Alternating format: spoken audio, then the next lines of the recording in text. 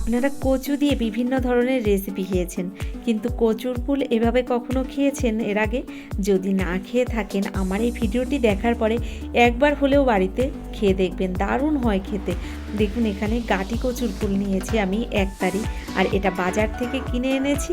ফুলটাকে প্রথমেই আমি কেটে নেব। তো কি করে এই ফুলটা কেটে নিতে হয়, এটারও একটা সিস্টেম রয়েছে, আপনারা দেখুন, সঙ্গে থাকুন, ভালো লাগবে। দেখুন, এখানে আমি কচুর ফুলটাকে কেটে নিচ্ছি, তবে কচুর ফুলের ভেতরে একটা শক্ত অংশ থাকে, এই অংশটাকে কেটে বাদ দিয়ে দিতে হয়। তো তার জন্য দেখুন, বোটার কাছে একটু নিচু থাকে এই জায়গাটাকে একটা ছুরি দিয়ে আস্তে আস্তে এভাবে ঘুরিয়ে ঘুরিয়ে আমি ফুলটাকে কেটে নেব। এটা কিন্তু জোরে প্রেসার দিয়ে কাটতে গেলে ফুলটা পুরো কেটে যাবে, মাঝখানের এই অংশটা কিন্তু বেরিয়ে আসবে না। তো এটা আস্তে আস্তে করে কেটে নিতে হবে। এভাবে ফুলটাকে আস্তে ধরে ছুরিটাকে ঘুরিয়ে ঘুরিয়ে কেটে নিতে হবে, তাহলে ফুলের মাঝখানের অংশটাকে বের করে বাদ দিয়ে নিতে পারবেন। আর এই অংশটা কিন্তু যদি থেকে যায়, তাহলে এই কচুর ফুলে কিন্তু গাল ধরবে। তো এই অংশটাকে কেটে বাদ দিয়ে তারপর রান্নাটা করব। দেখুন, এভাবে আমি প্রত্যেকটা ফুল কেটে নিচ্ছি। তো প্রত্যেকটা ফুল একইভাবে আমি দেখুন কেটে নিয়েছি। এবার টুকরো টুকরো করে কেটে নেব, আর এভাবে কেটে নিয়ে আমি পরিষ্কার জলে ধুয়ে ফুলটাকে সিদ্ধ করে নেব। তো দেখুন, ফুলগুলো আমি এভাবে কেটে নিয়েছি। এবার জল দিয়ে ধুয়ে সিদ্ধ বসিয়ে দেব। নমস্কার বন্ধুরা, আশা করছি হয়তো সকলেই ভালো আছেন। টিয়ার রান্নাঘর থেকে আমি তন্দ্রা। আজ নিয়ে এলাম কচুর ফুলের টকের একটা রেসিপি। কী করে এই রান্নাটা করি, সঙ্গে থাকুন, দেখতে থাকুন, আশা করছি আপনাদের ভালো লাগবে। তবে ভিডিওটির শুরুতেই একটা লাইক দিয়েই ভিডিওটি দেখা শুরু করবেন। দেখুন, ছোট্ট একটা ভিডিও, আপনারা তাও যদি সম্পূর্ণ ভিডিওটি না দেখতে পারেন, অন্তত 2 থেকে 3 মিনিট ভিডিওটি দেখার চেষ্টা করবেন।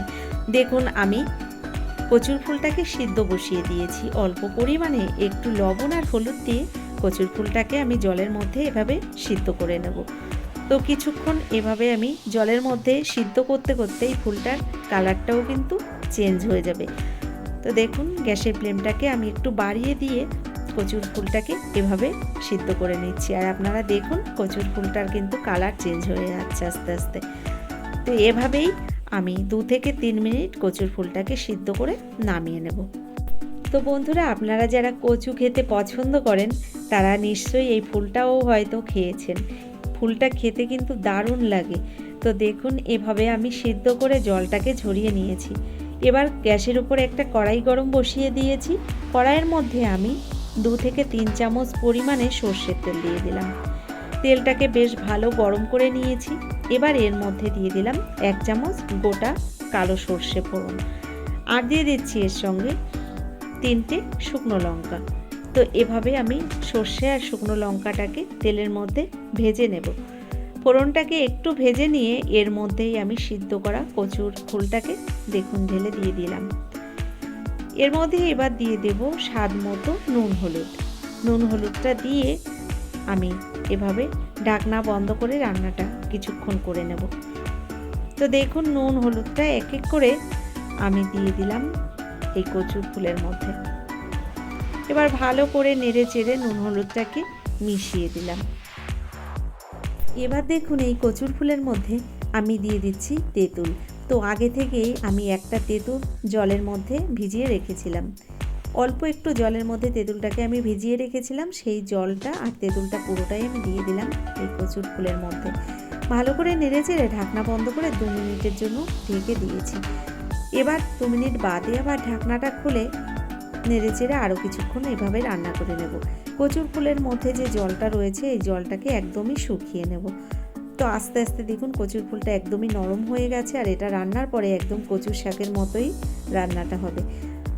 তো এভাবেই আমি গ্যাসের ফ্লেমটাকে কমিয়ে দিয়ে রান্নাটা করে নিচ্ছি। তো কিছুক্ষণ এভাবে রান্না করে নেওয়ার পরে এর মধ্যে কয়েকটা কাঁচা লঙ্কা দিয়ে দিলাম। তো কাঁচা লঙ্কাটাকে আমি একটু চিড়ে দিয়েছি। ভালো করে কাঁচা লঙ্কাটাকেও এভাবে রান্না করে নিচ্ছি এই কচুর ফুলের সঙ্গে। লঙ্কাটাকে কচুর ফুলের মধ্যে দেওয়ার পরে আমি গ্যাসের ফ্লেমটাকে বাড়িয়ে কমিয়ে এভাবে আরও কিছুক্ষণ রান্না করে নিয়েছি। তো দেখুন, আস্তে আস্তে কিন্তু কচুর ফুলটা রান্না হয়ে গেছে, আর আপনারা দেখে বুঝতে পাচ্ছেন কচু শাকের মতোই দেখতে লাগছে। এভাবে আমি আরও কিছুক্ষণ রান্না করে নেব, কোনো রকম কচুর ফুলের মধ্যে যাতে জল না থাকে। তো দেখুন এভাবে আরও কিছুক্ষণ ধরে আমি এই কচুর ফুলটাকে একটু রান্না করে শুকিয়ে নিচ্ছি। দেখলেন কত সহজ একটা রেসিপি, কোনো রকম মশলা ছাড়া অল্প টাইমের মধ্যে এই রান্নাটা করে নেওয়া যায়, কিন্তু খেতে হয় দুর্দান্ত টেস্ট। অবশ্যই একবার এভাবে বাড়িতে বানিয়ে দেখবেন, দারুণ হয় খেতে। তো বন্ধুরা, কেমন লাগলো আমার এই কচুর ফুলের রেসিপিটি অবশ্যই সেটা লিখে জানাবেন। যদি আমার এই ভিডিওটি ভালো লেগে থাকে তাহলে অবশ্যই আমার চ্যানেলটিকে সাবস্ক্রাইব করে আমার ভিডিওর পাশে থাকা বেল আইকনটি ক্লিক করে নোটিফিকেশনটা অল করে দেবেন। এছাড়া আপনাদের বন্ধু বান্ধবের মধ্যেও আমার ভিডিওটি শেয়ার করে দিতে পারেন। যারা ভিডিওটি ফেসবুক থেকে দেখছেন অবশ্যই আমার পেজটাকে ফলো করবেন। তো বন্ধুরা, আজকের মতো এই পর্যন্তই। পরবর্তী ভিডিও নিয়ে হাজির হয়ে যাব। ততক্ষণের জন্য আপনারা সকলে ভালো থাকবেন, সুস্থ থাকবেন, টিয়ার রান্নাঘরের সঙ্গে থাকবেন। অসংখ্য ধন্যবাদ এতক্ষণ ধরে আমার এই ভিডিওটি দেখার জন্য।